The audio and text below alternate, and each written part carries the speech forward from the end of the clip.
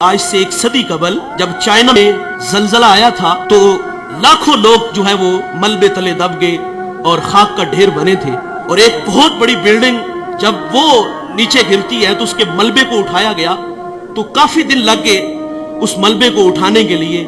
लेकिन एक जगह देखा गया कि वो सिल थी, उसको उठाया तो नीचे एक छोटा सा बच्चा है और साथ एक खातून है और दोनों बेहोश हैं। उन्हें वहां से उठा के हॉस्पिटल ले आए और उस खातून को होश आई तो उससे लोगों ने सवाल किया कि हमने एक अजीब काम देखा है कि तेरे हाथों की उंगलियां जो थी वो जख्मी थी, सारा बदन तो तेरा महफूज है, तो तेरी ये 10 उंगलियां हैं ये सारी जख्मी थी, इसकी वजह क्या है? तो वो खातून कहती है कि ये मेरा बेटा 2 दिन तो मैं इसको अपने छाती का दूध पिलाती रही और जब दूध खुश्क हुआ तो मैं अपनी उंगली इसके मुंह में डालती, कभी अपनी जुबान इसके मुंह में डालती क्योंकि जुबान भी कांटा बन चुकी थी। लेकिन ये बेटा खामोश नहीं होता था, रोता था और मुझसे इसका रोना देखा नहीं गया। और वो खातून कहती मैं अपनी उंगलियों को काटती, इसको चबाती और जब खून निकलता तो मैं अपने बेटे के मुंह में उंगली रख देती। और मैंने इतने दिन इस बेटे को अपना खून दे के इसकी जान बचाई है। और यार माँ अपना खून देने के लिए भी तैयार है। माँ कितनी औलाद के लिए मेहनत करती है, सिलाई मशीन चला रही है, घर में फुटबॉल सी रही है और बूढ़ा बाप फैक्ट्रियों में धक्के खा रहा है। हम अक्सर रात लेट घर जाते हैं, किसी शहर से गुजर होता है तो फैक्ट्रियों से हम देखते हैं कि जवान भी निकल रहे हैं और रात 2 बजे बूढ़े भी निकल रहे हैं। जवानों को देख के ताज्जुब नहीं होता, बात समझ में आती है कि इनके ख्वाब है, कुछ सपने हैं, ये बड़ा घर चाहते हैं, ये बड़ी गाड़ी चाहते हैं, उसके लिए ये 18-18 घंटे मेहनत कर रहे हैं। ताज्जुब उन बूढ़ों को देख के होता है कि जिनके कदमों में अब चलने की सकत भी नहीं। ये वक्त तो खिदमत करवाने का था लेकिन ये फैक्ट्रियों में धक्के खा रहे। वालिदैन की अजमत को सलाम करता हूँ, ये 18-18 घंटे काम इसलिए करते हैं कि पहले हमारे बच्चे स्कूल में पढ़ते थे, अब कॉलेज में है, यूनिवर्सिटियों में पढ़ते हैं, अब खर्चे बढ़ गए हैं। उनकी तालीम को मुकम्मल करने के लिए वो 18-18 घंटे काम करते हैं। और उन बूढ़ों के पेशे नजर ये भी होता है कि हमने तो सारी जिंदगी मिस्त्रियों के पीछे दाबड़े उठाए, फैक्ट्रियों में धक्के खाए, कल को हमारी औलाद हमारी जगह पे न खड़ी हो। वो हमें आसूदा करने के लिए, आसूदगी देने के लिए खुद 18-18 घंटे काम कर रहे हैं। लेकिन अफसोस उन्होंने मेहनत से पाला, उन्होंने हमें माशरे में जीने के गुर सलीके दिए, हमें तालीम की दौलत से आरास्ता किया।